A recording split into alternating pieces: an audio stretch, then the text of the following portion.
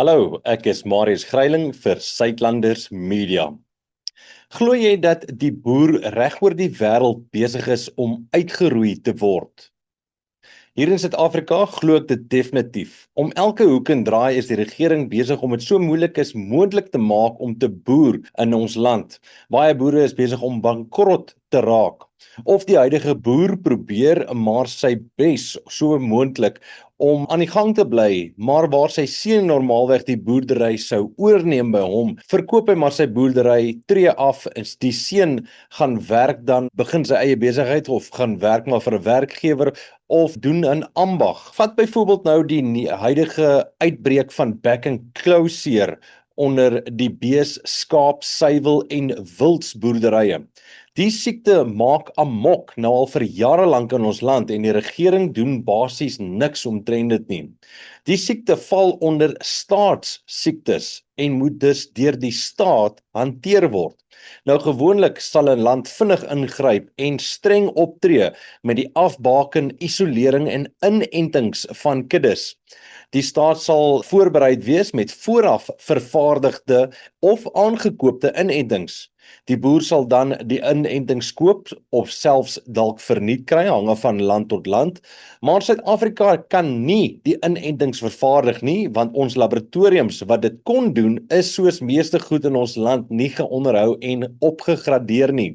Die aankoopproses is stadig, want die staat se eie bedrog aangedrewe amptenare en ministers is te sleg om net soveel moontlik teen die beste prys by enige lande aan te koop. Die wat wel aangekoop word, word teen 300% wins aan die boere verkoop. Intussen word ons hele voedselsekerheid bedreig.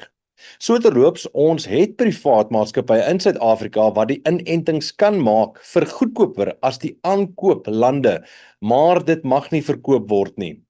Mens kan die bedrog en die verskuilde agentes amper ryk in die lug. Nou op die rug van hierdie krisis word daar nou weer 'n nuwe wetsontwerp in die Staatskoerant geplaas waar die uitvoere na die Europese Unie nuwe kwota reëls gaan moet volg. Dit beteken dat die Europese Unie vir ons gaan sê hoeveel hulle van wat wil invoer. Die staat besluit dan watter boerderye en besighede gaan toegang kry om dit te mag uitvoer. Die heel eerste aspek waarna hulle gaan kyk of jy dan goedgekeur gaan word om dit te kan uitvoer van Suid-Afrika af na die Europese Unie, is natuurlik of jy heeltemal voluit BE is. Nou hierdie is sommer nou net so vinnig twee voorbeelde vanuit Suid-Afrika wat aan die gebeur nou onlangs is, maar wêreldwyd is die boer in die spervuur van die wêreldmagte. Kunsmispryse het oor die laaste paar jare die hoogtes ingeskiet. Dieselrabate en staatsingestelde rabate is verminder. Daar word gesê hoeveel van wat en waar jy dit mag plant. 'n Gedeelte van jou grond moet vir veldblommetjies geplant word om dit weer terug te gee aan die natuur. Die erfenisbelasting het belaglik geword en jou kuddes moet verminder word want die koolstofdioksied is besig om die aarde te verwarm. Dis maar net van die probleme wat die boere wêreldwyd in die gesig staar. Nou maak nie saak wat jy dink die rede is vir hierdie aftakeling van die boere reg oor die wêreld nie.